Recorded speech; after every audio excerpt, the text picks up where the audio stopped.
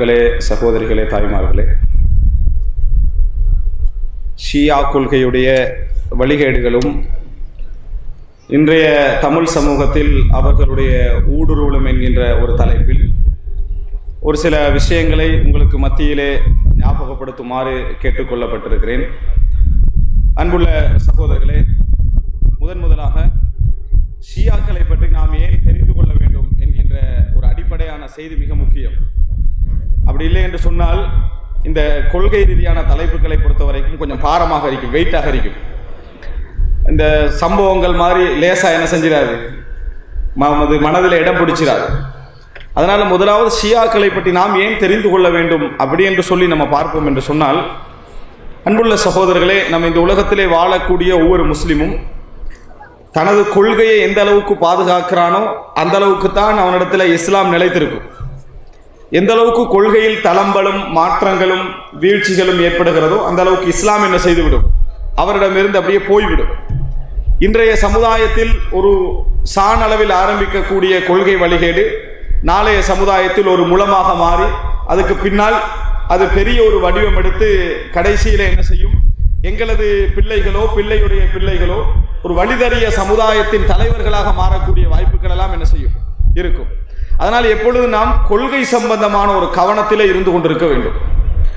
உண்மையிலே எமது கொள்கைகள் வழிதவறி போவதற்கான வாய்ப்புகள் எம்மை சூழ பல இருந்தாலும் கூட ஒரு வேகமான ஒரு கொள்கையாகவும் இஸ்லாத்தை விட்டு எம்மை வெளியேற்றி விடுவதற்கான வாய்ப்புகள் அதிகமான ஒரு கொள்கையாகவும் இந்த ஷியா கொள்கையை நாம் என்ன செய்கிறோம், பார்க்கிறோம். ஏனென்று சொன்னால் அவர்களிடத்திலே தக்கியா என்று சொல்லக்கூடிய ஒரு ஆன்மீக அடிப்படை ஒன்று இருக்கிறது. அது என்ன அப்படி என்று சொன்னால், மார்க்கத்துக்காக எந்த பொய்யும் சொல்லலாம். மார்க்கத்துக்காக எந்த பொய்யும் சொல்லலாம். மார்க்கத்துக்காக எந்த பொய்யும் சொல்லலாம் என்று சொன்னால், எந்த அளவுக்கு பொய் சொல்லலாம் என்றால், பொய் என்ற வரைவிலக்கணத்தில் எது உச்சகட்டமாக இருக்குமோ அதெல்லாம் என்ன செய்யலாம், சொல்லலாம். எதற்காக சொல்லலாம்? மார்க்கத்துக்காக சொல்லலாம். உலக விஷயங்களுக்காக பொய் சொல்லக்கூடாது. மார்க்கத்துக்காக என்ன செய்யலாம், பொய் சொல்லலாம். தக்கியா என்றது அந்த கொள்கையுடைய ஒரு அடிப்படை. இப்படி ஒரு அடிப்படை வந்துவிட்டால் அவர்களோடு நாம் நல்ல முறையிலே கலந்துரையாட முடியாது, நல்ல முறையிலே பேச்சுவார்த்தை செய்ய முடியாது. ஏன், நம்ம உதாரணமா சொல்றோம் வைங்களேன், ஷியாக்களை பொறுத்த வரைக்கும் நீங்க எப்படி ஒரு நம்பிக்கை செய்றீங்க, ஆயிஷா ரலியல்லாஹு அன்ஹா அவர்களை பற்றி நீங்கள் கடுமையாக விமர்சிக்கிறீர்கள் என்று சொன்னால், இல்லையே, நாங்கள் அப்படி விமர்சிப்பதே கிடையாது. நீங்கள் எப்படி அதாவது உம்முல் முஃமினீன் அவர்களை நினைக்கிறீர்களோ அதே மாதிரி தான் நாங்களும் என்ன செய்கிறோம், நினைக்கிறோம் என்ற ஒரு வார்த்தை அவர்கள் சொல்வதற்கான வாய்ப்பு இருக்கிறது. காரணம், தக்கியா என்பது அவர்களது மார்க்கத்திலே மிக முக்கியமான அடிப்படைகள் உண்டு. எனவே எம் சமுதாயத்திலே மிக வேகமாக ஊடுருவதற்கான எல்லா வாய்ப்புகளையும் இந்த தக்கியா என்று சொல்கின்ற அவர்களது நம்பிக்கை என்ன செய்கிறது, ஏற்படுத்திவிடும். கல்வியினூடாகவோ என்னென்ன பெயர்கள் எல்லாம் எங்களோடு ஊடுருவ முடியுமோ அந்த வாய்ப்புகளை எல்லாம் இந்த தக்கியா என்ற அவர்களுடைய அடிப்படை ஏற்படுத்தி கொடுக்கிறது. அன்புள்ள சகோதரர்களே, எனவே மிக முக்கியமாக நாம் அவர்களை பற்றி தெரிந்து கொள்வதற்கான காரணங்கள் இது ஒன்று. இரண்டாவது, இன்று ஆட்சி அதிகாரத்தோடு இருக்கக்கூடிய ஒரு கொள்கை எது, ஷியா தான். அதாவது வழிகட்ட பிரிவுகள், கொள்கை பிரிவுகள் நிறைய இருந்தாலும் கூட ஆட்சி அதிகாரங்களோடு இருக்கக்கூடிய ஒரு கொள்கை என்று சொன்னால் அது ஷியா கொள்கை தான். நம்ம சிரியாவிலே எடுத்துக்கொண்டோம் என்று சொன்னால், சிரியாவில் இருக்கக்கூடிய ஒரு கொள்கை என்பது ஷியாக்களில் இருக்கக்கூடிய உச்சகட்ட வரம்பு மீறலிலே உள்ள ஒரு கொள்கை, நுசைரியா என்று சொல்லக்கூடிய ஒரு கொள்கை. அப்ப ஷியா கொள்கை ஆட்சியோடு இருக்கக்கூடிய இன்னொரு பகுதியை நம்ம பார்க்கிறோம், ஈரானிய கொள்கை, ஈரானில் இருக்கக்கூடிய கொள்கை. ஷியாக்கள் உச்சகட்டமாக இத்னைய ஷரியா, இமாமியா என்று அழைக்கப்படக்கூடிய இவர்கள் இந்த கொள்கை உச்சகட்டமாக ஆட்சி அதிகாரங்களோடு இருக்கக்கூடிய ஒரு கொள்கை. எனவே வழிகட்ட பிரிவுகள் நீங்க எத்தனை பிரிவுகள் எடுத்து பார்த்தாலும் ஆட்சி அதிகாரம் அவர்களுக்கு என்ன இல்லை. ஆனால் ஆட்சியில் உள்ள ஒரு கொள்கை என்று சொன்னால் இவர்கள் தான். சோ அவர்கள் தங்களது ஆட்சியை, வளங்களை எல்லாவற்றையும் பயன்படுத்தி தங்களது கொள்கையை பரத்துவதற்கான முயற்சிகளை என்ன செய்யலாம், நிறைய எடுக்கலாம் என்பது நாங்கள் கவனமாக இருக்க வேண்டிய இன்னொரு காரணம். மூன்றாவது, நம்ம தமிழ் சமூகம் இருக்கக்கூடிய இலங்கை, அதே போல இந்தியா, இந்த நாட்டுடைய கொள்கை என்ன? இந்த நாட்டுடைய கொள்கை என்பது சோசியலிசம், அதே போல கம்யூனிசம். இந்த கொள்கையை அடிப்படையாக வைத்த நாடுகள் தான் நமது நாடுகள். ஈரானுடைய கொள்கையும் அதுதான். ஈரானுடைய கொள்கையும் நீங்கள் எடுத்து பார்த்தீங்க என்று சொன்னால், அதாவது ரஷ்ய சமுதாயத்தை, இந்த சமுதாயத்தை சார்ந்து வாழ்வதற்கான காரணம் அவர்களும் அந்த கொள்கையில் உள்ளவர்கள். எனவே இந்த நாடுகளுக்கு இடையிலான உறவுகள் என்ன செய்யும்? இதனூடாக வலுப்பெருமாக இருந்தால் நிச்சயமாக இந்த கொள்கையை வளர்ப்பதற்கான வாய்ப்புகள் என்ன அதிகமாக போகும். இது யாரை பாதிக்கும்? நமது குழந்தைகளுடைய கல்வி, நமது குழந்தைகளுடைய எதிர்காலம், நமது குழந்தைகளுடைய கொள்கை எல்லாவற்றையும் என்ன செஞ்சிடும்? பாதித்து விடும் என்பதனால் நான்காவது மிக பிரதானமாக என்னென்று சொன்னால் அவர்களுடைய ஊடுருவல்கள் இன்றைய காலகட்டத்தில் இந்த 10, 15, 20 வருடங்களுக்குள் மிக வேகமாக என்ன செய்கிறது? போய்கொண்டிருப்பதை நான் பின்னால் சொல்லக்கூடிய சில அறிக்கைகளிலிருந்து நீங்கள் என்ன செய்யலாம்? கண்டுகொள்ளலாம். நாங்களும் அதில் பாதிக்கப்பட்டிருக்கிறோமா என்று நீங்கள் உங்களை கேள்வி கேட்கக்கூடிய அளவில் அவர்களது வளர்ச்சி என்ன செய்கிறது? இருந்து கொண்டிருக்கிறது. அன்புள்ள சகோதரர்களை, இஸ்லாமிய வரலாற்றில் இப்போ நாங்கள் ஷியாக்களை பற்றி ஒரு சுருக்கமாக ஒரு வரலாறை படிக்கிறதாக இருந்தால் பல மணித்தியாலங்கள் போகும். ஒரு 10 நிமிடத்தில் ஷியாக்களுடைய வரலாறை நீங்கள் தெரிந்து கொள்ள வேண்டும் அப்படி என்று சொன்னீங்கன்னு சொன்னால், இஸ்லாமிய வரலாற்றிலே தோன்றிய ரசூல் ஸல்லல்லாஹு அலைஹி வஸல்லம் காலத்துக்கு பின்னால் பிரிவுகளாக மாறிய 2 மிக முக்கியமான பிரிவுகள் சொன்னால் ஹவாரிஜும் ஷியாக்களும். இவர்கள் தான் மிகப்பெரிய பிரிவுகள். இந்த ஷியாக்களை பொறுத்த வரைக்கும் இவர்களுடைய ஆரம்பம் என்ன அப்படி என்றால் வழிகேடு அல்ல. ஆரம்பம் என்ன? வழிகேடு அல்ல. ஷியத்து அலி, அலி ரலியல்லாஹு அன்ஹு அவர்களுக்கு ஆதரவாக இருந்தவர்களில் ஒரு சிலர், அலி ரலியல்லாஹு அன்ஹு அவர்களுக்கு ஆதரவாக இருந்தவர்களில் ஒரு சில மக்கள் தான் இந்த ஷியா என்று அழைக்கப்படக்கூடியவர்கள். ஆனால் இப்படி ஆதரவாக இருக்கக்கூடிய மக்கள் அதிகமாக இருந்த இடம் கூஃபா. ஆதரவாக இருக்கக்கூடிய மக்கள் அதிகமாக இருந்த இடம் கூஃபா. கூஃபா வந்து ஈராக்கில் இருக்கக்கூடிய ஒரு இடம். இந்த இடத்துல இருந்து எப்படி ஆரம்பிக்கிறது என்று சொன்னால், அப்துல்லா இப்னு சபா அப்படி என்று சொல்லப்படக்கூடிய யமனை சேர்ந்த ஒருவர் இந்த ஆதரவாளர் வட்டத்தில் இருக்கிறார். அவர் என்ன செய்கிறார் அப்படி என்று சொன்னால், வேண்டுமென்றே அலி ரதி, அதாவது இஸ்லாமிய சமுதாயத்தில் ஒரு தவறான கொள்கையை வளர்ப்பதற்கான ஒரு கிரவுண்டாக எதை காண்கிறார் என்று சொன்னால், இந்த கூஃபாவை என்ன செய்கிறார்? கூஃபாவையும் ஷியாக்களுக்கு ஆதரவாக இருக்கக்கூடிய அந்த பிரிவினரையும் காண்கிறார்கள். அலி ரலியல்லாஹு ஆதரவாக இருக்கக்கூடிய ஒரு குறிப்பிட்ட பிரிவினரை, எல்லோரும் அல்ல, அலி ரலியல்லாஹு அவர்களுக்கு ஆதரவாக இருந்த எல்லோரும் அல்ல, அந்த ஒரு சிலர் கூஃபாவில் இருந்தவர்களை கண்டவர் என்ன செய்யறார் என்று சொன்னால், மஹப்பத்தை கொஞ்சம் மீட்டரை கூட்டி விடுறாரு. என்ன? அலி ரலியல்லாஹு அவர்கள் நபிகளாரால் முதல் ஹலீஃபாவாக வர வேண்டும் என்று வசியத்து செய்யப்பட்டவர். அலி ரலியல்லாஹு அன்ஹு அவர்கள் ரசூலுல்லாஹி ஸல்லல்லாஹு அலைஹி வஸல்லம் அவர்களால் முதல் ஹலீஃபாவாக வர வேண்டும் என்று வசியத்து செய்யப்பட்டவர். அபூபக்கர், உமர், உஸ்மான் ரலியல்லாஹு அன்ஹு இவர்கள் அந்த ஹிலாபத்தை அவர்களிடமிருந்து பறித்துக் கொண்டவர்கள்.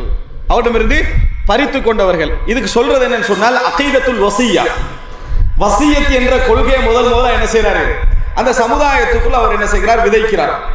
விதைச்சது மட்டுமல்ல, இன்னும் கொஞ்சம் மேல்படி சென்று அலி ரலியல்லாஹு அன்ஹு அவர்களை அலி, அத ரசூல் ஸல்லல்லாஹு அலைஹி வஸல்லம் அவர்களையும் அவரது குடும்பத்தை மாத்திரம்தான் நம்ம நேசம் வைக்க வேண்டும், மற்ற நபித்தோழர்கள் எல்லாம் இவர்களுக்கு துரோகம் செய்தவர்கள். இரண்டாவது இதுக்கு சொல்றது ரஃபத், அதாவது இன்றைக்குள்ள ஷியாக்களுடைய பெரும்பாலான கொள்கை அதுதான். இதை அவர் என்ன செய்கிறார்? விதைக்கிறார். இதை விதைத்து எல்லை மீறி போய் எங்க போகிறார் என்று சொன்னால், அலிதான் அல்லாஹ் என்றார், அலிதான் அல்லாஹ் என்று சொல்ற இடத்துக்கு வந்துடுறார். இதை ஷியாக்களே என்ன செய்கிறார்கள்? இதை ஷியாக்களே அவர்களது நூட்களிலே எழுதி வைத்திருக்கிறார்கள். ஆனால் எழுதுகின்ற பொழுது ஒரு கொமெண்டை சேர்த்துக் கொள்வார்கள். என்ன சேர்த்துக் கொள்வார்கள் என்றால், அலி ரலியல்லாஹு அன்ஹு அவர்கள் அவரை அழைத்து தண்டனை கொடுத்தார், அவரை அழைத்து தண்டனை கொடுத்தார் என்ற செய்தியை சேர்த்து எழுதுவார்கள். பண்புள்ள சகோதரர்களே, இப்ப இந்த அப்துல்லா இப்னு சபா என்றவரால் தான் இந்த அலி ரலியல்லாஹு அன்ஹு அவர்கள் விஷயத்திலே ஆதரவாக இருந்த ஒரு சிலருக்கு மத்தியில் இந்த கருத்து என்ன செய்கிறது? விதைக்கப்படுகிறது. இந்த கருத்து அப்படியே வளர்ந்து போய் இன்றைய ஷியாக்கள் 190% இந்த கொள்கையை நாம் என்ன செய்கிறோம்? பார்க்கிறோம். இப்ப புரிஞ்சுதா யாரு இதனுடைய, அதாவது முஅஸ்ஸிஸ், நிறுவனர் யாரு? அப்துல்லா இப்னு சபா. அப்துல்லா இப்னு சபா இவர் யாரு அப்படின்னா ஒரு யூதர், யூதராக இருந்து இஸ்லாத்தை ஏற்றுக்கொண்டவர், யூதராக இருந்து இஸ்லாத்தை ஏற்றுக்கொண்டவர். இவர்தான் ஒரு கருத்தை, இன்னொரு கருத்தை விதைக்கிறார் என்று சொன்னால், அலி ரலியல்லாஹு அன்ஹு அவர்கள் மரணித்த பின்னார்கள் திரும்பி வருவார், அகீதத்துர் ரஜா, இந்த கொள்கை என்ன செய்யறாரு? விதைக்கிறார். அன்புள்ள சகோதரர்களே, இப்ப ஷியாக்களை பொறுத்த வரைக்கும் இந்த அப்துல்லா இப்னு சபா என்றவரை ஏற்றுக்கொள்வது இல்லை, அங்கீகரிப்பதில்லை. ஆனா ஒரு விஷயத்தை ஏற்றுக்கொள்கிறார்கள், இந்த அதான் நபித்தோழர்களை சபிக்க வேண்டும் என்ற கொள்கை, அலி ரலியல்லாஹு அன்ஹு அவர்களுக்கு ஹிலாபத்து வசியத்து செய்யப்பட்டிருக்கிறது என்ற கொள்கை, அலி ரலியல்லாஹு அன்ஹு அவர்கள் திரும்பி வருவார் என்ற நம்பிக்கை, இதெல்லாம் யார் ஏற்படுத்தினதா ஏற்றுக்கொள்வாங்க? அப்துல்லா இப்னு சபா இன்று வரைக்கும் ஏற்றுக்கொள்வார்கள்.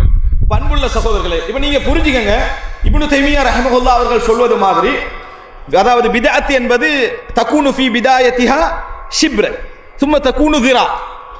அதாவது ஆரம்பத்தில் பிதஅத் என்ன செய்யும், ஒரு சாணாக இருக்கும், அதுக்கப்புறம் முளமாக என்ன செய்யும், மாறி இப்போ முளமல்ல கிலோமீட்டருக்கான ஒரு நாட்டு அளவுக்கு வீழ்ச்சி.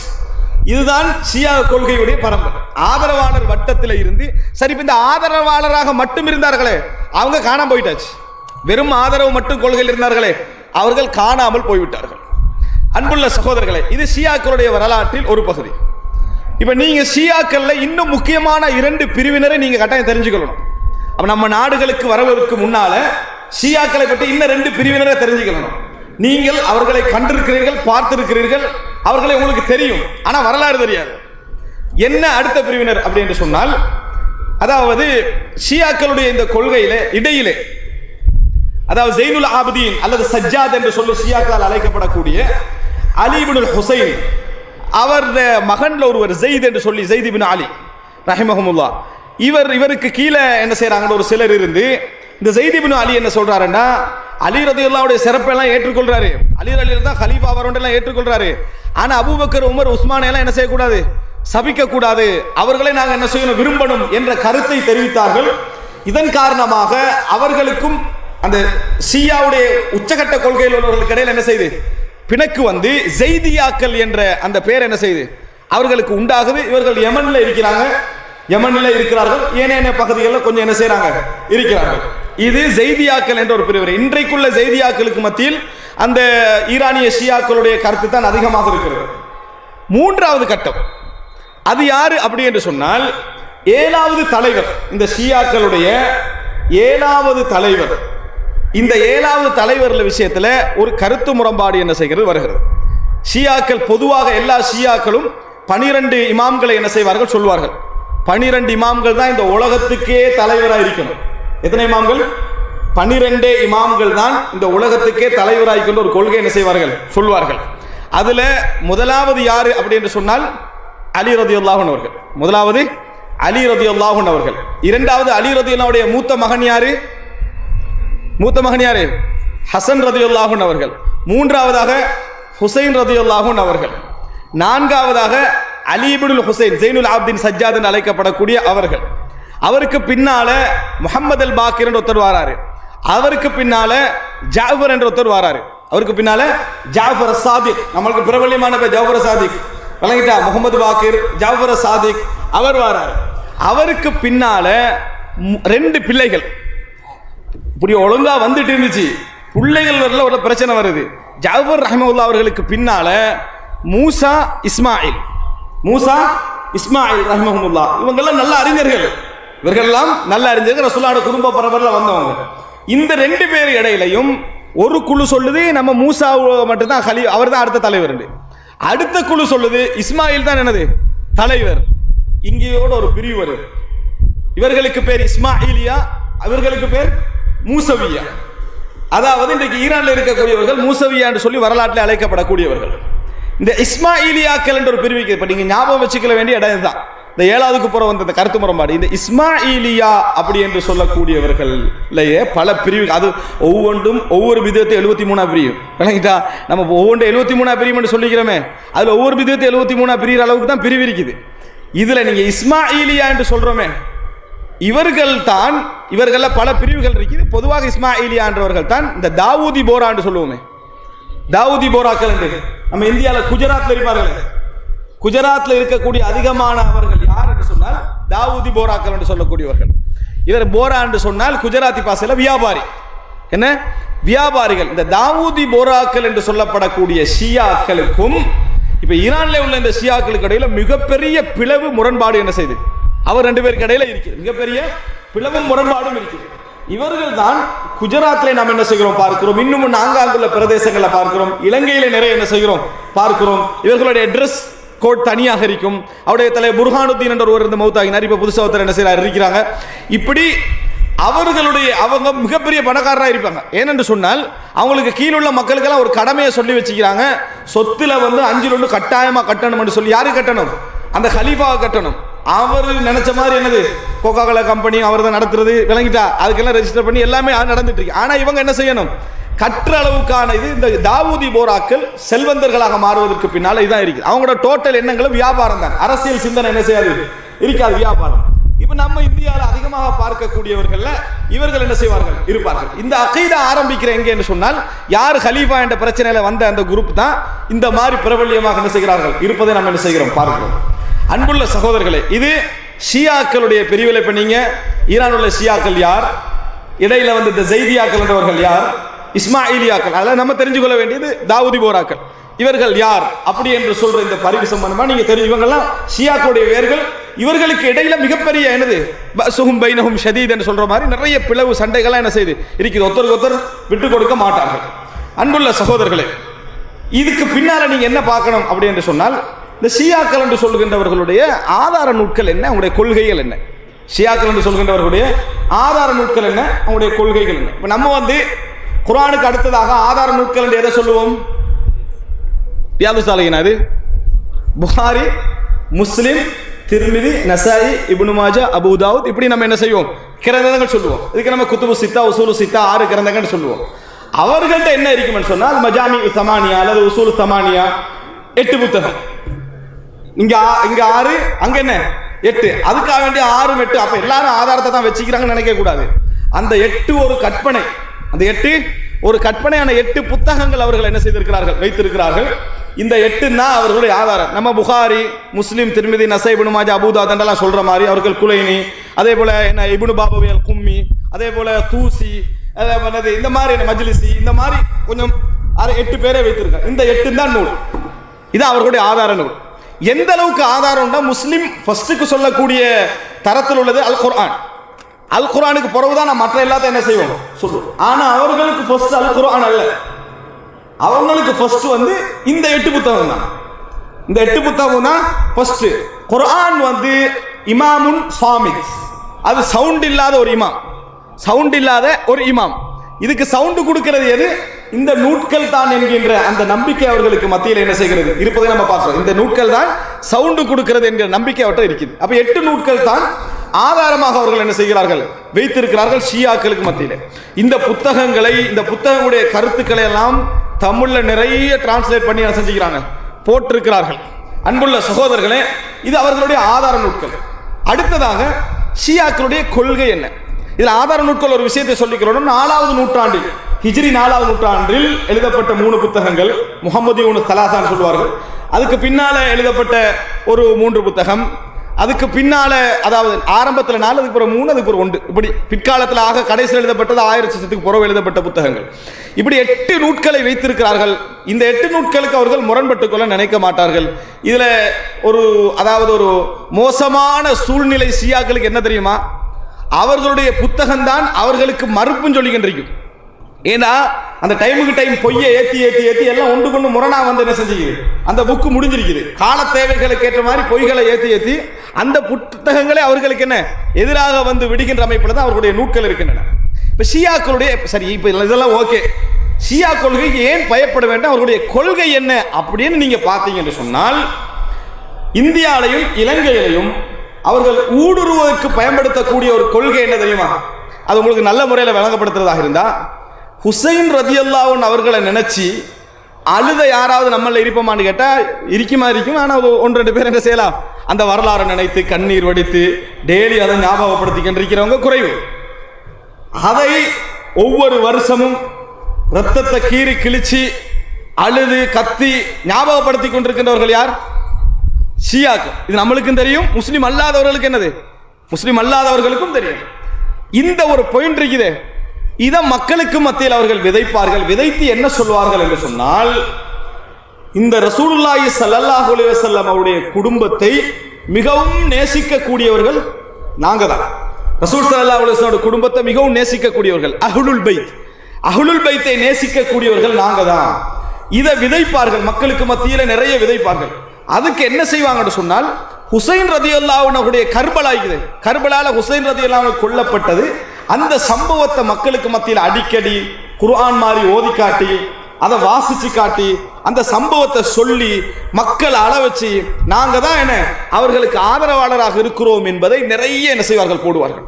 ஃபாத்திமா ரதியல்லாஹு அன்ஹா சம்பந்தமாக ஒரு புக்கு வந்தா நீங்க படிக்க மாட்டீங்களா? படிப்பீங்க. ஹுசைன் ரதியல்லாஹு அன்ஹு சம்பந்தமா ஒரு புக்கு வந்தா படிக்க மாட்டீங்களா? ஹுசைன் ரதியல்லாஹு அன்ஹு அவர்களை கொண்டவர்கள் மோசமானவர் அப்படின்னு ஏதாவது சொன்னா நாங்களும் சொல்ல மாட்டோமா சேர்ந்து? சொல்லுவோம். இதை அழகான முறையில் பயன்படுத்தி நிறைய இடங்கள் அவங்க என்ன செய்வார்கள், ஊடுருவார். இதுதான் அவர்களுடைய மெயின் டூல். எந்த அளவுக்கு என்று சொன்னா, எங்கள்லயே ஒரு சிலர் கன்ஃபியூஸ் ஆகியிருக்கிறாங்க. என்னது, உண்மையில் அஹ்லுல் பைத்தை அவர்கள் நேசிக்கிறார்கள் தான், ஆனா எல்லா நபித்தோழர்களையும் நேசிக்கணுமா இல்லையா அப்படின்ற ஒரு வார்த்தை எங்கள்லையும் சிலர் என்ன செய்வார்கள், சொல்வார்கள். ஆனா உண்மை என்ன என்று கேட்டா, அஹ்லுல் பைத்தையும் அவர்கள் நேசிக்கவில்லை, அஹ்லுல் பைத்தையும் நேசிக்கவில்லை. அதுக்கு நான் இப்போ ஒரு சின்ன ஒரு விளக்கம் சொல்றேன். ரசூலுல்லாஹி ஸல்லல்லாஹு அலைஹி வஸல்லம் அவருடைய மனைவிமார்கள் யாரையும் அவர்கள் அங்கீகரிப்பதில்லை. அது தெரியும் தானே? ரசூல் ஸல்லல்லாஹு அலைஹி வஸல்லம் அவர்கள் மனைவிமார்கள் யாரையும் அங்கீகரிப்பதில்லை. இது என்னது, அஹ்லுல் பைத். ஒருத்தர் குடும்பத்தை நேசிக்கிறேன்னா முதலா யார் வருவா, அதுல அவரோட மனைவி வருவாங்க. சரி, ஒரு மனைவி வரல, ஏதோ பிரச்சனை, 11 மனைவி வர மாட்டாங்களா, அதுல எந்த மனைவி அந்த லிஸ்ட்ல இல்ல. அடுத்ததாக பாருங்க, ரசூலுல்லாஹி ஸல்லல்லாஹு அலைஹி வஸல்லம் அவர்களுக்கு நேரடியாக அவர்களால் சொல்ல முடிந்த மகள்மார்கள் இருக்கிறாங்க, நிறைய மகள். ரசூலுல்லாஹோட மகளோட பேர்லாம் என்ன, ஒரு 2 பேர் சொல்லுங்க. என்ன பேர் ரசூலுல்லாஹோட மகளுடைய பேர்? ஃபாத்திமா, ருக்கையா, உம்மு குல்சூம், ஜைனப். 4 பேர். இதுல ஃபாத்திமா ரலியல்லாஹு அன்ஹா தவிர மற்ற 3 பேர் மகள் இல்லையா? ஷியாக்கள் இதை பத்தி பேசுறத நீங்க கேட்கவே மாட்டீங்க. இந்த ஃபாத்திமா ரலியல்லாஹு அன்ஹா அவர்களை தவிர மற்ற 3 மக்களையும் பேசுவதை நீங்க கேட்க மாட்டீங்க. ஆனா பேர் என்ன, அஹ்லுல் பைத், நபியோடைய குடும்பத்தை நேசிக்கிறோம். ஏன் கேட்கறது இல்லை தெரியுமா? உஸ்மான் ரலியல்லாஹு அன்ஹு அவர்கள் 2 மகளை கல்யாணம் முடிச்சுக்கிறாங்க. இது ஒரு பெரிய பிரச்சனை, இது ஒரு பெரிய பிரச்சனை. இன்னொரு மகள் யாரு, ஜைனப், உமையா வம்சத்துல கல்யாணம் முடிச்சுக்கிறாங்க. 3 பேரும் உமையா வம்சத்துல திருமணம் முடித்தவர்கள். எப்படி பேசுறது? அதனால முஆவியா ரலியல்லாஹு அன்ஹு அவர்களுக்கு அவர்கள் நிறைய எதிர்ன்றதுனால உமையா வம்சம். இந்த 3 மக்களை பற்றியும் பேசுவதில்லை. சரி, அவர்களை தான் பேசல, மௌத்தாகி போன மகனை பத்தியாவது பேசலாம் தானே? இப்ராஹிம், அப்துல்லா, காசிம் இவர்களை பற்றியும் என்ன செய்ய மாட்டார்கள், பேச மாட்டார்கள். இது எப்படி அஹ்லுல் பைத் ஆகிறது? 2வது கட்டம். அன்புள்ள சகோதரர்களே, 3வது ஒரு பாயிண்ட் பாருங்க. சரி, ரசூலுல்லாஹி ஸல்லல்லாஹு அலைஹி வஸல்லம் அவர்களுடைய 2 பேரர்கள் யார்? ஹசன், ஹுசைன் ரலியல்லாஹு அன்ஹுமா. இதுல எப்போ பார்த்தாலும் ஹுசைன் என்று தான் பேசுவார்கள். எப்படி பேச மாட்டார்கள், ஹசன் என்று பேச மாட்டார்கள். பரம்பரையும் பார்த்தீங்கன்னு சொன்னா, இப்ப நான் சொன்ன இந்த சனத் இருக்குது 12 இமாம்கள், இந்த 12 ஹுசைன் ரலியல்லாஹு வழியாகத்தான் என்ன செய்யும், வரும். இப்ப ஹசன் ரலியல்லாஹுக்கு புள்ளையே இருக்கல என்று கேட்டா அதை பத்தி என்ன செய்ய மாட்டார்கள், பேச மாட்டார்கள். காரணம், ஹசன் போய் என்ன செஞ்சாரு, சமாதானம். யாரோட? முஆவியா ரலியல்லாஹு அன்ஹு அவர்களோடு போய் சமாதானம் செஞ்சு ஆட்சியை கையில் செஞ்சுட்டாங்க, கொடுத்துட்டாங்க. அதனால ஹசனை பத்தி ஒரு ஏதோ நிர்பந்தமாக அவருடைய வரலாற்றை ஏற்றுக்கொண்டு விட்டு முடிச்சிருவாங்க. இப்ப நீங்க நினைச்சு பாருங்க, இது அஹ்லுல் பைத்தான்னு கேட்கிறேன். அஹ்லுல் பைத்தில் இப்ப இவங்க சேர்க்கிறது யாரு? ரசூலுல்லாஹி ஸல்லல்லாஹு அலைஹி வஸல்லம், அலி ரலியல்லாஹு அன்ஹு அவர்கள், ஃபாத்திமா ரலியல்லாஹு அன்ஹா, ஹசன், ஹுசைன், இவ்வளவுதான் அஹ்லுல் பைத். அதுக்கு பிறகு ஹுசைன் ரலியல்லாஹு பரம்பரையில இந்த பட்டியல் மட்டும், இந்த பட்டியல் மட்டும், இதை மட்டும்தான் இவர்கள் அஹ்லுல் பைத் என்கிறார்கள். ஆனா நாங்க என்ன சொல்றோம், ரசூலுல்லாஹி ஸல்லல்லாஹு அலைஹி வஸல்லம், ரசூலுல்லாஹி ஸல்லல்லாஹு அலைஹி வஸல்லம் உடைய மனைவிமார்கள், ரசூல் ஸல்லல்லாஹு அலைஹி வஸல்லம் அவருடைய பெரிய தந்தைகள், அவரது பிள்ளைகள், ரசூல் ஸல்லல்லாஹு அலைஹி வஸல்லம் அவருடைய இவர்கள் அஹ்லுல் பைத்ல வருவாங்க. அதுல மிகவும் குறிப்பாக சொல்கிற நேரத்தில் ரசூலுல்லாஹ் மனைவி பிள்ளைகள் என்று சொல்லுவோம். இதான் அஹ்லுல் பைத்தை பத்தி நாங்க விளங்கிக்கிற நம்பிக்கை. எனவே அஹ்லுல் பைத் வாதம் என்பதை பொய் என்பதை நீங்க புரிஞ்சுக்கொள்ளணும். அஹ்லுல் பைத் வாதம் என்றது பெயருக்காக இவர்கள் எடுத்துக்கொண்ட ஒரு கொள்கை, எங்களுக்குள்ள கொண்டு போறதுக்கு எடுத்துக்கொண்ட ஒரு கொள்கை. அஹ்லுல் பைத்தை பற்றிய நேசமெல்லாம் அவர்களிடத்தில் கிடையாது என்பதை புரிந்து கொள்ள வேண்டும். அன்புள்ள சகோதரர்களே, அடுத்தது ஹுசைன் ரலியல்லாஹு அன்ஹு அவர்கள் கொல்லப்பட்டார்கள் என்பதற்காக அந்த நாளை ஞாபகப்படுத்துறாங்க அப்படின்றதுதான் நேசமாக இருந்தால், அலி ரலியல்லாஹு அன்ஹு அவங்க கொல்லப்பட்டாங்களா இல்லையா, அதை ஞாபகப்படுத்த மாட்டாங்க, அதை ஞாபகப்படுத்த மாட்டார்கள். ஏன் அலி ரலியல்லாஹு அன்ஹு கொல்லப்பட்டது ஞாபகப்படுத்தல? என்ன காரணம் அப்படி என்று கேட்டீங்கன்னு சொன்னால், அலி ரலியல்லாஹு அன்ஹு அவர்களுக்கு அவர்கள் நிறைய விளக்கம் சொல்ல வேண்டியிருக்குது. அபூபக்கரை ஏற்றுக்கொண்டது, உமரை ஏற்றுக்கொண்டது, உஸ்மானை ஏற்றுக்கொண்டது ரலியல்லாஹு அன்ஹு. ஆனால் ஹுசைன் ரலியல்லாஹு அன்ஹு விஷயத்தில் அவர்களுக்கு விளக்கம் சொல்றதுக்கு நிறைய இல்லை. ஹுசைன் ரலியல்லாஹு அன்ஹு ஒரு மனைவி ஈரானை சேர்ந்தவர்கள், ஒரு மனைவி ஈரானை சேர்ந்தவர்கள். சோ இதுக்கு பின்னால, இந்த ஷியா என்ற சிந்தனைக்கு பின்னால இருக்கக்கூடிய ஒரு மிக முக்கியமான விஷயம் என்ன தெரியுமா? இந்த பழைய கால அந்த சித்தாந்தத்தை உயிர் வாழ வைக்கிற பாரசீக கற்பனை தான், பாரசீக கற்பனை தான் அவர்களுக்கு பின்னாலே என்ன செய்கிறது, இருந்து கொண்டிருக்கிறது. அன்புள்ள சகோதரர்களே, இது நீங்கள் அவர்கள் அஹ்லுல் பைத் வாதம் என்றது பொய். அப்படி என்றால் அவர்களது கொள்கை என்ன தெரியுமா? முதல் கொள்கை நல்லா ஞாபகம் வைத்துக் கொள்ள வேண்டும்.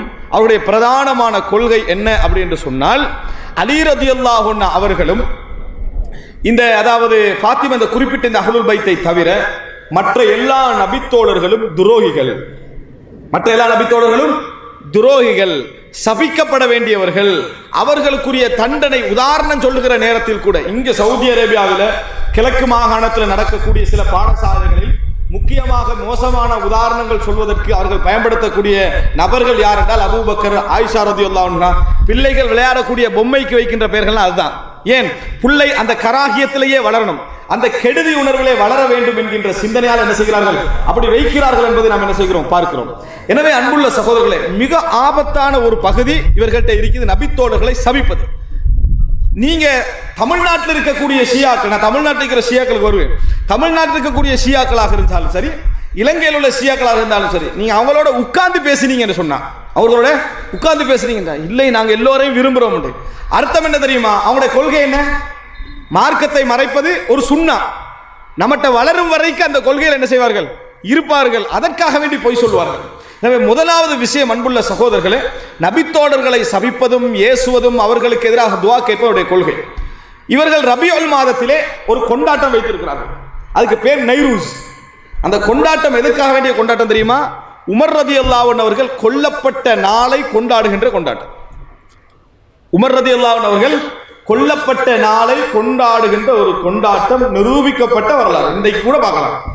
அதை கொண்டாடுகின்ற கொண்டாடு அபூ லுஅலுஆ ஃபைரூஸ் இப்னு முல்ஜிம் என்ற அந்த கொல்லப்பட்டவனை பாராட்டுகின்ற கொண்டாடுகின்ற நாள் ரபியுல் அவ்வல் வைத்திருக்கிறார்கள். இது அவர்களுடைய மிக முக்கியமான ஒரு பகுதி. அப்படி என்றால் எவ்வளவு வெறுப்பை நபித்தோழர்களை பற்றி அவர்கள் சுமந்திருக்கிறான்னு பாருங்க. இது பழைய கொள்கை, இப்ப எல்லாம் இல்லைன்னு சொல்வார்கள். அப்படி இல்லை, நீங்க எந்த கிளிப்பை, வீடியோ கிளிப்பெல்லாம் எடுக்கலாம். சபிப்பது அவர்களது கொள்கை. என்ன, நம்ம நாட்டில் சபிக்க மாட்டார்கள், எங்களது நாடுகள்ல சபிக்க மாட்டாங்க. ஏன்? இன்னும் வளரல, வளரும் வரைக்கும் என்ன செய்ய மாட்டார்கள், சபிக்க மாட்டார்கள். அது ஒரு விஷயம். இரண்டாவது, இவர்களது மிக முக்கியமான அகைதாவில ஒன்றுதான், இவர்களுடைய மிக மோசமான கொள்கையில ஒன்றுதான், அதாவது இந்த 12 இமாம்கள் இருக்கிறார்களே, இவர்கள் சொல்லுகிறார்கள் இந்த உலகத்துடைய டோட்டல் ஆட்சியும் இந்த 12 இமாம்களுக்கு மட்டும்தான், இந்த 12 இமாம்களுக்கு மட்டும்தான் என்று சொல்வார்கள். 12வது இமாம்களுக்கு மட்டும்தான். 12வது இமாம் எப்ப மௌத் ஆயிட்டார் தெரியுமா? அதாவது 11வது இமாம் 200 சச்சா ஆண்டுல முடிஞ்சது. 200 சச்சா இப்ப எத்தனை, 1400 வருஷத்துல இருக்கிறோம். அப்படின்னா என்ன, 1100 வருஷம் இமாம் இல்லாம போயிட்டு, 1100 வருடங்கள் இமாம் இல்லாம போயிட்டு, கடைசி ஆளுக்கு புள்ள பிறக்கல. 11வது ஆள் இருக்கிறாரே, 11வது அந்த இமாமுக்கு அபுல் ஹசன் அல் அஸ்கரி என்று சொல்வார்கள், அவருக்கு புள்ளை பிறக்கவில்லை. கோட்பாடு தலைகீழா போயிருமா இல்லை, புள்ள பிறக்கட்ட. ரசூல் ஸல்லல்லாஹு அலைஹி வஸல்லம் சொல்லிக்கிறாங்க 12 இமாம் வருவாங்க. இவங்க அவங்களுடைய வாதம் 12வது ஆள் 11வது ஆளுக்கு புள்ளையே பிறக்கிறேன்னா இப்ப எங்க கொண்டு ஆள வைக்கிறது? அதுக்காக வேண்டி என்ன செஞ்சிட்டாங்கன்னு சொன்னா, பிறந்து கொஞ்ச நாள்ல ஆள் மறைஞ்சிட்டாரு. எங்க மறைஞ்சிட்டாரு? சாமுர்ராண்ட இடத்துல உள்ள ஒரு இதுக்குள்ள என்ன செஞ்சிட்டாரு, சிர்தாபுக்குள்ள மறைந்து விட்டார். கேச மூடிட்டாச்சு. எப்ப வருவாரு இன்ஷா அல்லாஹ். தஜ்ஜால் நம்ம எப்படி சொல்றோமோ பிற்காலத்துல எதிர்காலத்துல வருவாங்க, அது மாதிரி வருவாருன்னு சொல்றாங்க. யாரு? இந்த தலைவர். தஜ்ஜால் லேட்டாகி வர்றது ஓகே, ஏன் அவன் உலகத்தை ஹராபாக்க வரவன். இவர் லேட்டா வந்தா இவர் உலகத்தை ஆழமாறவன்ற நம்பிக்கையில தான் நிற்கிறாங்க. அந்த ஆள் டைமுக்கு வரணுமா இல்லையா? இல்ல, அவர் ஒளிஞ்சிருக்கிறாரா ஈராக்ல, இந்த இடத்துல என்ன செஞ்சுக்கிறாரு, ஒளிந்திருக்கிறார் என்று சொல்லி அவர்கள் என்ன செய்கிறார்கள், சொல்கிறார்கள். இதனாலேயே ஷியாக்கள் பலமிழந்து போயிருந்தார்கள். ஏன்? 12வது இமாம் வரமாட்டாராண்டு இந்த 1900 வரைக்கும் இப்படித்தான் இருந்தாங்க. 1976 ஈரான்ல ஹுமைனி என்ற ஒரு புரட்சியை செஞ்சு அவர் வரும் வரைக்கும் ஃபகீஹ் என்ற ஒரு தலைவர் உருவாகலாம் என்ற ஒரு புதிய சித்தாந்தத்தை உருவாக்கி ஈரான் என்ன செஞ்சாரு, தூக்கி உருவாக்கி. அதுக்கு தான் பேர் வச்சுக்கிறாங்க ஈரானிய புரட்சி. அதுக்கு பேர் என்ன? ஈரானிய புரட்சி, இஸ்லாமிய புரட்சி என்றெல்லாம் சொல்லி ஷியா புரட்சியை கொண்டு போய் எங்களோட மக்கள் சமுதாயத்தில் திணிச்சு ஒரு பெரிய ஃபித்னால என்ன செஞ்சாங்க, ஏற்படுத்தினாங்க. ஷியா புரட்சி என்பதை நம்ம என்ன செய்ய வேண்டும், புரிந்து கொள்ள வேண்டும். எனவே இந்த 12 இமாமியத்து கோட்பாட்டில் அவங்களுக்குள்ள மிக முக்கியமான நம்பிக்கை என்ன தெரியுமா? நான் சொன்னேன் அவர்களுடைய 8 ஆதாரங்கள் என்று சொல்லி. இந்த 8 ஆதாரமும் என்ன தெரியுமா? ரசூலுல்லாஹி ஸல்லல்லாஹு அலைஹி வஸல்லம் சொன்னது மட்டும் தானே ஹதீஸ்னு நாங்க சொல்றோம்.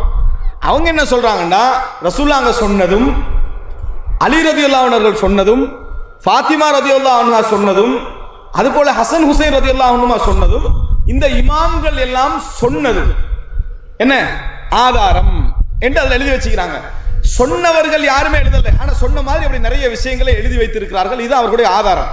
அன்புள்ள சகோதரர்களே, எனவே இந்த கோட்பாட்டின் மூலம் அவர்கள் சொல்ற விஷயம் என்னன்னு சொன்னால், ரசூலுல்லாஹ் இமாம்களுக்கு வஹி வருகிறது, இமாம்களுக்கு இறைவனிடமிருந்து வஹி வருகிறது. இந்த உலகத்திலே அவர்கள் சுற்றித் திரிகிறார்கள், எங்களை பார்க்கிறார்கள், ஒவ்வொரு இமாம் இந்த உலகத்துக்கு திரும்பி வருவார்கள். இப்படிப்பட்ட மோசமான கொள்கையை அந்த இமாம்கள் தவறே செய்ய மாட்டார்கள். யார்? அந்த 12 இமாம்களும் தவறே செய்ய மாட்டார்கள் என்ற மோசமான கொள்கையை தங்களுக்கு மத்தியிலே வைத்திருக்கிறார்கள். 2. மூன்றாவது என்னன்னா, இந்த குர்ஆன் இருக்கு, நம்மகிட்ட இருக்க குர்ஆன், இந்த குர்ஆன் திணிக்கப்பட்டது. நிறைய சூறாக்கள் இந்த குர்ஆன்ல இல்லை, நிறைய சூறாக்கள் இந்த குர்ஆனில் இல்லை என்று நம்புகிறார்கள். ஆனா ஒரு விஷயம் புரிந்து கொள்ள வேண்டும். ஒரு சிலர் ஈரானுக்கு போயிட்டு வந்து என்ன சொல்வார்கள் என்றால், நீங்க குர்ஆன் மாத்தப்பட்டதுன்னு சொல்றீங்க, ஷியாக்களோட அங்க இருக்கிறதுல நாம ஓதுற குர்ஆன் தான் என்ன செய்யுது இருக்குது என்று சொல்லி ஷியாவை பத்தி பொய் தான் சொல்லிக்கிறாங்கன்னு சொல்லுவார்கள். நாங்க என்ன சொல்றோம் என்பதை கவனிக்க வேண்டும். பொய் குர்ஆனை அவர்கள் வைத்திருக்கவில்லை. பொய்யான குர்ஆன் ஈரான்ல இல்லை, நல்லா ஞாபகம் வச்சுக்கோங்க. பொய்யான ஒரு குர்ஆன், பொய்யான ஒரு முஸ்ஹப் ஈரான் இல்லை, தவறான நம்பிக்கை. ஆனால் நம்ம இந்த குர்ஆனை பத்தி என்ன நம்புறோம்? இந்த குர்ஆன்ல அத்தனையும் அல்லாஹ் சொன்ன அத்தனையும் என்ன செய்து இருக்கேன்னு நம்புறோம். கூட்டல் இல்ல, குறைத்தல் இல்ல, மாற்றம் இல்லைன்னு நம்புறோம். அவர்கள் என்ன சொல்றாங்கன்னா, நிறைய சூரா இதுல இல்ல, நிறைய ஜுஸு இதுல என்னது இல்லை, இப்படி நம்புகிறார்கள். இதான் மிக முக்கியம். நிறைய வசனங்களை காணா, ஃபாத்திமா ரலியல்லாஹு சம்பந்தமான முஸ்ஹஃபையே என்ன செய்து காணா, அலி ரலியல்லாஹு பற்றிய வசியத்தெல்லாம் அதெல்லாம் காணா, இதெல்லாம் நபி தோழர்கள் எடுத்து விட்டார்கள், இப்படி நம்புகிறார்கள். ஒரு முஸ்லிம்கிட்ட அப்படி நம்பிக்கை இருக்கலாமா? இருக்க கூடாது. ஆனா எல்லா ஷியாக்கிட்ட இந்த நம்பிக்கை உண்டு. இந்த குர்ஆன் நிறைய மாற்றப்பட்டிருக்கிற நம்பிக்கை என்னது உண்டு. இது மோசமான நம்பிக்கை ஷியாக்களுடைய, இது மிக மோசமான நம்பிக்கை. அடுத்தது, இந்த நம்பிக்கை அடிப்படையில் தான் டிரான்ஸ்லேஷன் பண்ணுவார்கள். தமிழ்நாட்டில் இருந்து ஷியாக்களுடைய குர்ஆன் வந்து டிரான்ஸ்லேட் பண்ணப்பட்டிருக்குது. ஷியா டிரான்ஸ்லேஷன், அதாவது எங்கட குர்ஆனுக்கு ஷியாவுடைய டிரான்ஸ்லேஷன். அந்த டிரான்ஸ்லேஷன்ல நீங்க படிச்சீங்கன்னா அவ்வளவுதான். நான் முஸ்லிமுக்கு கொடுக்குற நேரத்தில் இந்தாங்க குர்ஆன் தெரியாம தர்ஜுமா தமிழ்ல போட்டு கொடுத்துட்டீங்கன்னு வைங்களே, அவ்வளவுதான். அவன் இன்னொரு இந்த மதத்திலிருந்து அடுத்த மதத்துக்கு போய்த்துருவார். இந்த நிலைமை தான் அந்த அவர்களுடைய மொழிபெயர்ப்புல என்ன செய்யும், இருக்கக்கூடிய விஷயத்தை நீங்க என்ன செய்யலாம், பார்க்கலாம்.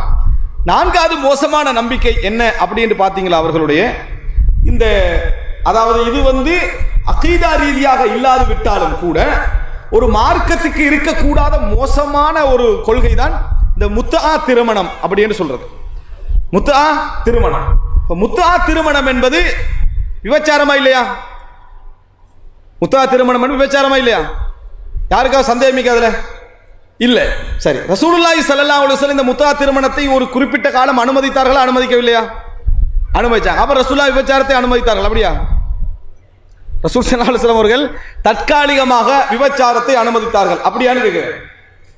இது அவர்கள் கேட்கக்கூடிய கேள்வி, இது அவர்கள் கேட்கக்கூடிய கேள்வி. ரசூல் ஸல்லல்லாஹு அலைஹி வஸல்லம் அவர்கள் தற்காலிகமாக விபச்சாரத்தை அனுமதித்தார்கள், பின்னர் தடுத்தார்கள், மறுபடி விபச்சாரத்தை அனுமதித்தார்கள். ரசூல் ஸல்லல்லாஹு அலைஹி வஸல்லம் அவர்கள் சாராயத்தை அனுமதிக்கல, எதெல்லாம் அனுமதிச்சேன்னு வரல. அப்ப நீங்க விபச்சாரத்தை அனுமதிச்சீங்கன்னு சொல்ல வரீங்களான்னு கேட்கிறாங்க. இங்கதான் நீங்க மிக முக்கியமாக கவனிக்க வேண்டும். ரசூலுல்லாஹி ஸல்லல்லாஹு அலைஹி வஸல்லம் அவர்கள் தற்காலிக திருமணத்தை அனுமதித்தார்கள், பின்னர் தற்காலிக திருமணத்தை தடை செய்தார்கள்.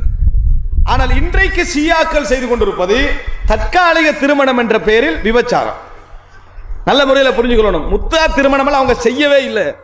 அவர்கள் முத்தா திருமணம் என்ன செய்யல. பெயருக்கு முத்தாவை ஆதாரமாக என்ன செய்யறாங்க, யூஸ் பண்ணுகிறார்கள். ரசூல் ஸல்லல்லாஹு அலைஹி வஸல்லம் காலத்தில் இருந்தது அக்து நிக்காஹ் செய்து மகர் கொடுத்து ஒரு பெண்ணை நேரம் குறித்து திருமணம் செய்து கொள்வது, நேரம் குறித்து திருமணம் சட்டபூர்வமாக திருமணம் செய்து கொள்வது. இதான் ரசூல் ஸல்லல்லாஹு அலைஹி வஸல்லம் காலத்தில் இருந்தது. இன்றைக்கு இருப்பது அதுவல்ல. இன்றைக்கு இருப்பது என்னது, அதுவல்ல. இவர்களுக்கு மத்தியிலே இருக்கக்கூடிய, அதாவது இந்த முத்தா என்ற கூடிய அந்த நிலைமையை நீங்க பார்த்தீங்கன்னு சொன்னால் விபச்சாரம். ரசூல் ஸல்லல்லாஹு அலைஹி வஸல்லம் ஒரு காலமும் இப்படி ஒரு விஷயத்தை தற்காலிகமாக கூட என்ன செய்ய மாட்டார்கள், அனுமதிக்க மாட்டார்கள் என்று சொல்லப்படக்கூடிய கேவலமான கொள்கை. ரசூல் ஸல்லல்லாஹு அலைஹி வஸல்லம் ஒரு காலத்தில் அனுமதிச்சு தற்காலிக திருமணம், பின்னர் தடை செய்து விட்டார்கள். விபச்சாரம் என்பதில் எந்த நபித்தோழர்களுக்கும் சந்தேகம் வருமா? இது அனுமதித்திருப்பார்களா, தடை செய்திருப்பார்களா என்று ஒரு சில நபித்தோழர்கள் கருத்து முரண்பட்டிருக்கிறார்கள். ரசூல் ஸல்லல்லாஹு அலைஹி வஸல்லம் இந்த தற்காலிக திருமணத்தை தடுத்தார்களா என்று, விபச்சாரத்தை தடுத்தார்களான்னு கருத்து முரண்பாடு படுவார்களா? படமாட்டார்கள். ஷியாக்கள் சொல்லக்கூடிய இந்த வேலை இருக்குதே, இது தற்காலிக திருமணம் அல்ல, விபச்சாரம் என்பதை தெளிவாக தெரிந்து கொள்ள வேண்டும். அதற்கான பல காரணங்களை எடுக்கலாம். எனது சுருக்கமான இந்த உரை எனக்கு அது இடம் தராது. எனவே அன்புள்ள சகோதரர்களே, ஷியாக்கள் திருமணம் என்ற பெயரில் விபச்சாரத்தை அனுமதிக்கிறார்கள். இது அவர்களது கொள்கை. இது அவர்கள், அதுக்கு ஒரு உதாரணம் என்ன தெரியுமா? ஒரே ஒரு செய்தி மட்டும் சொல்லிட்டு போயிடுறேன். மன் தமத்தஅ பிம்ரஅத்தின் ஃபகஅன்னமா தாஃப பில் கஅபதி 70 மர்ரா. காஃபி குலைனிட புத்தகத்தில் வருது. யார் ஒரு பெண்ணோடு முத்தா திருமணம் செய்கிறாரோ அவர் கஅபத்துல்லாவை 70 முறை தவாப் செய்யறதுக்கு சமம். போதுமா? எப்படி? யார் ஒரு பெண்ணோடு முத்தா திருமணம் செய்கிறாரோ, விபச்சாரம் அவர்கள் அடிப்படை சொன்னா விபச்சாரம் செய்கிறார்களோ கஅபத்துல்லாவை 70 முறை தவாப் செஞ்சதுக்கு சமமா. கஅபத்துல்லாவை 70 முறை தவாப் செய்ய சமம். அந்த விபச்சாரத்தை செய்த பின்னால் அவர் குளிக்கிற நேரத்தில் வடிகின்ற ஒவ்வொரு துளிகளிலும் பாவங்கள் கரைந்து ஓடுகின்றன. இப்படி ஒரு விளக்கம் சொன்னா நிரந்தரமான திருமணத்துக்கே இந்த சிறப்பில்லை, விபச்சாரத்துக்கு இப்படி ஒரு விளக்கம் சொல்லி மக்களை ஆர்வமூட்டி இந்த கொள்கையை கவருவதற்காக செய்கின்ற வேலை. எனவே ஷியாக்கள் முத்தாவை ஆதரிக்கான வசனத்தை நம்ம விட்டுட்டு நம்ம என்ன சொல்லணும் தெரியுமா?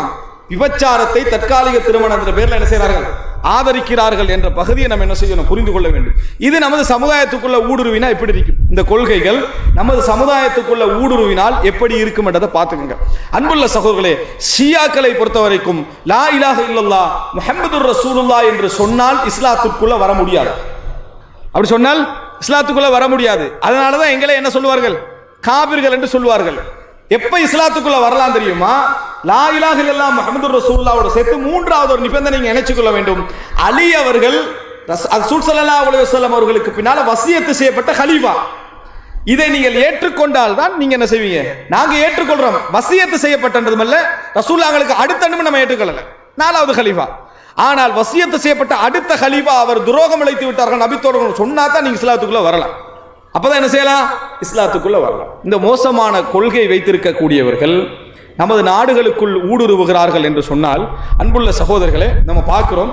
இப்ப தாவூதி போராக்கள் அங்க இருக்கிறாங்க அப்படின்னு சொன்ன கடைசி பகுதி, தாவூதி போராக்கள் அங்க இருக்கிறாங்க அப்படின்னு சொன்னால் இங்க என்ன? நான் தமிழ்நாட்டுடைய ஷியாக்கள் சம்பந்தமான எழுச்சி மிகு விஷயங்கள் எல்லாம் பார்த்தீங்க என்று சொன்னால், அவங்க ஒரு ஆர்ப்பாட்டம் மட்டும் செய்யறாங்க.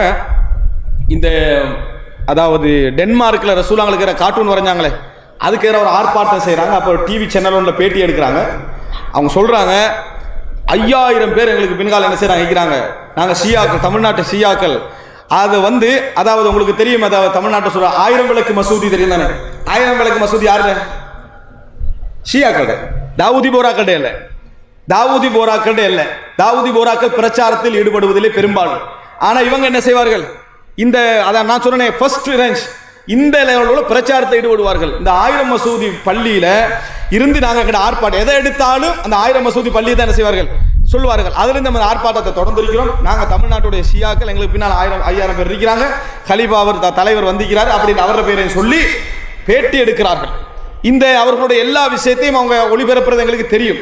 பேட்டி எடுத்த பின்னால இவர்கள் பின்னால் யார் அப்படின்னு தேடி நீங்க பார்த்தீங்கன்னு சொன்னால், இவர்கள் தான் என்னது, அதாவது அல் முஃமினூன், இவங்க பேரை வச்சுக்கிறாங்கன்னா முஃமினூன், மூமின்கள் பேரை வச்சுக்கிறாங்க.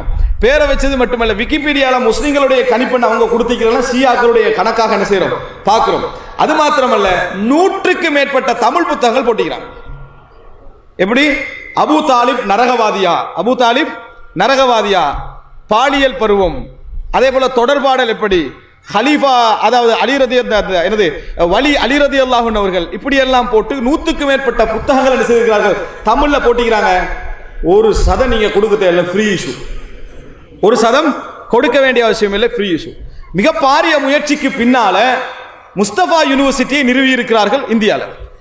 ஷியாக்களுடைய முஸ்தபா யூனிவர்சிட்டியை நிறுவி இருக்கிறார்கள் இந்தியா, தமிழ்நாட்டில், அதாவது இந்தியாவில், தமிழ்நாட்டில் உள்ள அந்த கொள்கையுடையவர்கள், அதாவது இஸ்மாயிலிய போராக்கள் அல்ல, தமிழ்நாட்டு கொள்கையுடைய அந்த ஷியாக்கள் இருக்கிறாங்களே, அவர்களுடைய ஆதரவு பேர நிறுவப்பட்ட யூனிவர்சிட்டி.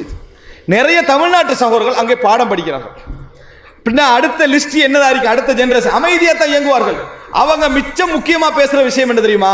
எங்களுக்கும் இவங்களுக்கும் இடையில கருத்து முரண்பாடே இல்லை. இவங்க 4வது கலீஃபான்றாங்க, நாங்க 1வது கலீஃபான்றோம். இவங்களுக்கு வசியத்து செய்யலைன்றாங்க, நாங்க வசியத்து செஞ்சோம். இவ்வளவுதான் எங்களோட முரண்பாடு, பெரிய முரண்பாடே இல்லை. அதனால நாங்க ஜஃபரி மதுஹப் 5வது மதுஹப் என்று சொல்றாங்க. இலங்கையில நீங்க எடுத்து பார்த்தீங்கன்னு சொன்னால், அன்புள்ள சகோதரர், மிக முக்கியமான டிஃபரெண்ட் என்ன தெரியுமா? இலங்கையில் அவர்களுடைய எண்ணிக்கை மிக மிக மிக குறைவு, தமிழ்நாட்டில் அவர்களுடைய எண்ணிக்கை மிக அதிகம். ஆனால் அவர்களுடைய பலம் இலங்கையில் அதிகம், தமிழ்நாட்டில் குறைவு. ஏன் தெரியுமா? அரசாங்க ரீதியாக இலங்கை என்ன செய்திருக்கிறார்கள்? அணுகி இருக்கிறார்கள். அரசாங்க ரீதியான அப்ரோச் என்றதுனால, அரசாங்கத்தில் உள்ள அமைச்சர்மார்களுடைய சில சப்போர்ட் அவர்களுக்கு இருப்பதனால அவர்களுக்கு ஒரு அரசியல் ரீதியான நாட்டு தொடர்பு இருப்பதனால கொழும்பிலும் இதே முஸ்தபா யூனிவர்சிட்டியை நிறுவி இருக்கிறார்கள். மன்பாவுல் ஹுதா அப்படி என்று சொல்லி, அதே போல ஜக்கியா என்று சொல்லி பெண்கள் மதரசா உண்டும் ஆண்கள் மதரசா உண்டும் இலங்கையுடைய கிழக்கு மாகாணத்தில் செஞ்சுக்கிறாங்க, நிறுவி இருக்கிறார்கள். இவர்கள் எப்படி அணுகுவார்கள் தெரியுமா? இவர்கள் எப்படி அணுகுவார்கள் என்று சொன்னால், நபிகளார் சம்பந்தமாக மீலாது விழா கட்டுரை போட்டி, அவ்வளவுதான். மீலாது விழா கட்டுரை போட்டி, அதுக்கு பரிசு, அதுக்கு புலமை பரிசு, அதுக்கு ஒரு இது மாதிரி அணுகிறது. அடுத்தது கலை நிகழ்ச்சிகள், அதே போல மாரத், இந்த அதாவது கண்காட்சி வைப்பது, இது போன்ற நிகழ்ச்சிகள். அதுக்கப்புறம் மேலதிக கல்வி, உயர்கல்வி என்ற பெயரில் உயர்கல்வி கொடுக்கிறோம் என்ற பெயரில் இங்கே யூனிவர்சிட்டிக்கு எடுக்கிறது. மிச்ச ஆர்வமாகிறான்னா இந்தியா யூனிவர்சிட்டி, அந்த ஈரான் யூனிவர்சிட்டிக்கு எடுத்துறது. என்ன இடம்? கும். எப்படி முஸ்லிம்களுக்கு மக்கா ஆன்மீக தலைமை நம்ம நினைக்கிறோமோ, அதே போல ஷியாக்களுக்கு ஆன்மீக தலைமை எது? கும். பட்டம் பெற்று வந்தா கும்மி, பட்டம் பெற்று வந்தா என்ன? இங்க மக்கி, அங்க என்ன? கும்மி. இந்த மாதிரி இடத்துக்கு என்ன செஞ்சிருவார்கள்? கொண்டு வந்து நிறைய பேர். இலங்கையில மட்டும் எண்ணிக்கை சொல்கிறார்கள், இதுவரைக்கும் படிச்சுட்டு வந்தவங்க 140 பேர். அதுல உயர்கல்வி முடித்துட்டு வந்தவர்கள் என்ன பேசுறாங்க தெரியுமா? நீங்க சொல்ற மாதிரி எதுவும் இல்லையே, அங்க எல்லாம் நல்லா தானே இருக்குது. இதான் தக்கியா. முதல் கொள்கை என்ன?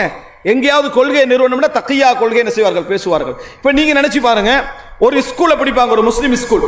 அந்த ஸ்கூலில் கலை நிகழ்ச்சிக்கு அந்த சப்போர்ட்டை கொடுப்பாங்க. சப்போர்ட்டை கொடுத்தா நம்ம என்ன செய்வோம்? கலை நிகழ்ச்சி நடக்கு சப்போர்ட்டா இருக்குது, அவ்வளவுதான். போய் சேர்ந்துட்டு போறோம். ஒரு 2 புக்கை என்ன செஞ்சிருவாங்க? விநியோகிச்சிருவாங்க, ஃப்ரீயா இஷ்யூ பண்ணிடுவாங்க, உயர்கல்வி கொடுப்பார்கள். இப்படி நடக்கிற நேரத்தில் நம்ம கல்விக்கு இலவசமா எங்கேயா கிடைக்கும் என்ற பெயரில் கொண்டு போய் சேர்த்து எங்கள் பிள்ளைகள் பாருங்க, ஒரு யூனிவர்சிட்டி, ஒரு ஆன்மீக ரீதியான யூனிவர்சிட்டி அவனுக்கு நிறுவேலமா இருக்குது, எங்களுக்கு நிறுவேலாம இருக்குது. எங்களுக்கு வெளியே இருந்து சப்போர்ட்டோட அவன் வந்து நிறுவுறான், எங்களுக்கு அந்த விஷயத்தை செய்யாம நம்ம பின்தங்கி இருக்கக்கூடிய ஒரு நிலை என்ன செய்கிறோம்? பார்க்கிறோம். அன்புள்ள சகோதரர்களே, இப்படியான ஊடுருவல் நடக்குமாக இருந்தால் நாளை அதாவது நான் சொன்ன இந்த தமிழ்நாட்டில் உள்ள அந்த ஷியாக்கள் சம்பந்தமாக முத்தா திருமணம் சம்பந்தமாக எழுத மாட்டாங்க நினைச்சேன். தக்கியாண்ட பேர்ல சும்மா இருந்துருவாங்க, அதை ஆர்டிக்கலா போட்டிக்கிறாங்க. தற்காலிக திருமணத்தை நாங்கள் ஏன் ஆதரிக்கிறோம்? அது விபச்சாரத்தை தடுக்கும். உலகத்திலே விபச்சாரத்தை தடுத்தது இங்க மட்டும்தான். அது என்னது? விபச்சாரத்தை தடுக்கும் அப்படி என்று ஆர்டிக்கல் எழுதி தைரியமா அதை என்ன செஞ்சுக்கிறாங்க? போட்டிருப்பதை நாம் என்ன செய்கிறோம்? பார்க்கிறோம். எனவே அன்புள்ள சகோதரர்களே, நம்ம மிகவும் கவனமாக இருக்க வேண்டும். அவர்கள் அரசியல் ரீதியாக முக்கியமாக அணுகுவார்கள், அரசியல் ரீதியாக அணுகியாவார்கள். இரண்டாவதாக என்ன? இங்க வந்து கல்வி, கலாச்சாரம், சமூகம், மானுட கல்வி என்ற பெயரில் என்ன செய்வார்கள்? அணுகுவார்கள். அதாவது ஹையர் ஸ்டடீஸ் இன் ஹியூமனிட்டிஸ், இதுதான் அவர்களுடைய, அதாவது இந்த முஸ்தபா யூனிவர்சிட்டி அவர்கள் நிறுவக்கூடிய இந்த கல்லூரியில் இந்த பகுதியை சேர்ப்பார்கள். இஸ்லாமிக் ஸ்டடீஸோட சேர்த்து இது. அப்ப இந்த ஹியூமன் ஸ்டடீஸ் என்ன வரும்? ஹியூமனிட்டி ஸ்டடீஸ் இது, அதாவது இந்த கவுன்சிலிங் வரும், இது போன்ற 2-3 இதெல்லாம் என்ன செய்வாங்க? சேர்த்துக் கொள்வார்கள். அதன் ஊடாக இந்த ஷியாயிசத்தை புகுத்தி வெளியே வந்த ஒரு கருத்து பட்டு சென்னுவீங்களே, நல்ல முறையில் புரிந்து கொள்ள வேண்டும். அதாவது ஒரு தவறான ஒரு கொள்கை, ஒரு விஷயத்துக்கு நம்ம பழகினோம்டா எப்படி அதை விட்டுக்கொள்வது ஒரு போராட்டமோ, அதே போல ஒரு கருத்து இந்த சிந்தனையில வந்து பட்டு சென்னுவீங்க, படாத வரைக்கும் சேஃப்டி. ஒரு கருத்து நமது சிந்தனையில வந்து அகப்பட்டு விட்டால் அதுக்கு பிறகு உங்கள் பிள்ளைகளை காப்பாற்றி எடுப்பது இருக்கிறது, அதை போன்ற ஒரு போராட்டம் கிடையாது. அதை போன்ற ஒரு போராட்டம் கிடையாது. ஆண்களுக்கும் பெண்களுக்குமான உயர்கல்வி, ஆண்களுக்கும் பெண்களுக்குமான உயர்கல்வி என்று சொல்வதை நம்ம என்ன செய்கிறோம்? பார்க்கிறோம். எனவே அன்புள்ள சகோதரர்களே, ஒரு விஷயத்தை நம்ம புரிந்து கொள்ள வேண்டும். ஈரான் என்பது அடுத்த சமுதாயத்துக்கு, முஸ்லிம் சமுதாயத்தை பிரதிபலிக்கின்ற நாடுகளில் ஒன்றாக இருந்தாலும் எங்களை பொறுத்த வரைக்கும் அது இன்னொரு மதத்தை தாங்கிய ஒரு நாடு. அது என்ன? இன்னொரு மதத்துக்குரிய நாடு. இன்றைக்கு சிரியாவிலே மக்கள் அழிந்து கொள்வதற்கு முழு ஆதரவு வழங்கக்கூடிய ஒரு நாடு ஈரான். இதற்கு பின்னாடி நம்ம ஈரான் என்கின்ற பகுதியை ஒரு முஸ்லிம் நாடாகவும், அங்கிருந்து வரக்கூடிய இந்த தூது போன்ற சஞ்சிகைகளை ஒரு முஸ்லிம் சஞ்சிகையாகவும், அவர்கள் நடத்தக்கூடிய கண்காட்சிகளை இஸ்லாமிய கண்காட்சிகளாக நம்ம அங்கீகரிக்க பழகினோம் என்று சொன்னால் நமது கொள்கையை நாங்களே என்ன செய்கிறோம்? தாரை வார்க்கிறோம் என்பது அர்த்தம் என்பதை புரிந்து கொள்ள வேண்டும். அன்புள்ள சகோதரிகளே, இவர்கள் யாரும் நிச்சயமாக தான்றோனித்தனமாக இயங்கவில்லை. மிக சிறந்த முறையில் திட்டமிட்டு வெளிநாட்டுடைய அந்த மிகப்பெரிய உதவியோடு திட்டமிட்டு களம் இறங்கியிருக்கிறார்கள். இவர்கள் முதலாவது குர்ஆன் சுன்னா பேசுகின்ற நபர்களைத்தான் எதிர்ப்பார்கள். எதிர்த்து கைகோர்க்கிறது முதலாவது யாரோடு அப்படின்னு நீங்க பார்த்தீங்க என்று சொன்னால், யாரோடு? யாரெல்லாம் இந்த தர்காவை ஆதரிக்கிறார்களோ அவர்களோடு தான் முதலாவது என்ன செய்வார்கள்? கைகோர்ப்பார்கள். கைகோர்த்து அவர்களுக்கு ஏற்றாற் போன்ற விஷயங்களை முதலாக எழுதி அவர்களோடு கூட்டாளியாகிக் கொள்வார்கள். அவர்கள் ஷியாவை எதிர்த்தாலும் இந்த குர்ஆன் சுன்னாவாதிகளை எதிர்க்க வேண்டும் ஒரே நோக்கில் அவர்களோடு என்ன செய்வார்கள்? உண்மையிலேயே இந்த தரீக்காவாதிகள் ஷியாவை எதிர்ப்பார்கள், எதிர்க்காமலாம் இல்லை. ஆனா அவங்க ரெண்டு பேருக்கு பொது எதிரி யாரு? குர்ஆன் சுன்னா பேசக்கூடிய மக்கள். சோ அதற்காக வேண்டி என்ன செய்வார்கள்? சேருவார்கள். இந்த சேருதல் அவர்களை என்ன செய்கிறது? வளர்த்து விடக்கூடிய அந்த நிலைமையை நாம் என்ன செய்கிறோம்? பார்க்கிறோம். எனவே அன்புள்ள சகோதரர்களே, நான் இந்த தலைப்பை மிக சாஃப்டா தான் சொன்னேன். இல்லைடா அந்த மற்ற விஷயங்கள் உள்ளுக்குள்ள வார்த்தைகள்லாம் சொல்லி புத்தகத்தில் பேர்லாம் சொல்லி இருக்கணும். ஆனால் அது இந்த மாதிரி நேரத்தில் கொஞ்சம் என்ன செய்யும்? கஷ்டமாக இருக்கும் என்பதனால் நான் சோட்டா என்ன செஞ்சேன், அதை சொன்னேன். நம்ம என்ன தெரிந்து கொள்ள வேண்டும் என்றால், நம்ம நாட்டில் இருக்கக்கூடிய தாவூதி போராண்டு ஒரு குரூப் இருக்கத்தான் செய்து, ஆனால் அவர்கள் வியாபாரத்தில் தங்களை கவனத்தை செலுத்தி இங்கே பிரச்சாரங்களில் ஈடுபடாததுனால நம்ம அதில் மிக கவனம் செலுத்த வேண்டிய ஒரு அவசியம் அங்கே இல்லை. ஆனால் நம்ம கவனம் செலுத்த வேண்டியது இந்த பகுதி. நம்மளை சூழ உள்ள இந்த இமாமியா கோட்பாடுள்ள ராஃபிதா என்று சொல்லக்கூடிய இத்னை அஸரியா என்று சொல்லக்கூடிய அவர்கள் அஹ்லுல் பைத் என்றும் மூமின்கள் என்றும் தங்களை அழைத்துக் கொள்ளக்கூடிய இந்த குழுவினர் தான். இவர்கள் எப்பையும் தங்களது வெளிப்படையான பெயரில் என்ன செய்ய மாட்டார்கள்? வரமாட்டார்கள். நாம் ஸ்கூல்ல ஒரு கலை நிகழ்ச்சி செய்ய போகிறோமா, ஒரு கண்காட்சி செய்ய போகிறோமா, யாரா நம்மளுக்கு தெரிந்த ஒருவர் வருகிறாரா, டோட்டல் அதிகாரத்தை உங்களோட கையில் எடுத்து என்ன செய்யுங்க. முஸ்லிம் பாடசாலைகள் ஒரு நபரை பிடிச்சிருவாங்க, பிடிச்சி கலை நிகழ்ச்சி ஒன்று வைக்கணும், ஒரு கண்காட்சி வைக்கணும், முழு ஃபண்டை நாங்க தாராம் என்று சொன்ன உடனே ஃப்ரீயா கிடைச்சா நம்ம எதை எடுக்க ரெடி அப்படின்னு பாஞ்சு உள்ள செஞ்சிடக்கூடாது, போகக்கூடாது. விலை நமது கொள்கை என்பதை புரிந்து யாரு நீங்க யாரு, எவங்க, என்ன விஷயம் என்றதை முதலாவது பார்த்துவிட்டு கல்விக்கும் ஆன்மீகத்துக்கும் சம்பந்தம் இல்லை என்று கோடு போட்டு பிரிச்சுட்டு அதை செய்யாமல் என்னன்னு பார்க்க வேண்டும். உயர்கல்வியா அது வழிகேட்டுக்கு நம்மளை இழுத்து செல்லும் என்றால் அப்படி உயர்கல்வி என்ன நம்மளுக்கு தேவையில்லை என்கின்ற நிலைப்பாடை நமது மாணவர்களுக்கு மத்தியில் உருவாக்க வேண்டும். ஏன் கொள்கையை பாதுகாத்துட்டு நான் கும் வரைக்கும் போயிட்டு வருவேன் நினைக்காதீங்க.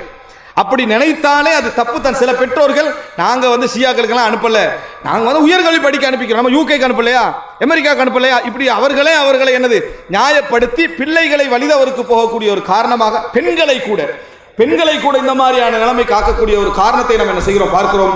அல்லாஹ் ரப்புல் ஆலமீன் வழிகேடுகளை சரியான முறையில் புரிந்து அவைகளை தெளிவு பெற்று நமது பிள்ளைகளையும் நம்மையும் வழிகேட்டிலிருந்து காப்பாற்றிக் கொள்கின்ற வழிவகைகளையும் அறிவுகளையும் அல்லாஹ் தந்து எமது கொள்கையை பாதுகாத்து நம்மை சொர்க்கத்திற்கு நம்மை தௌஃபீக் செய்வானாக என்று கேட்டு முடித்துக் கொள்கிறேன். ஹாதா மா இந்தி வல் இல்மு இந்தல்லாஹ் வ அகூலு கௌலி ஹாதா வஸ்தக்ஃபிருல்லாஹ் லி வ லக்கும். அஸ்ஸலாமு அலைக்கும்.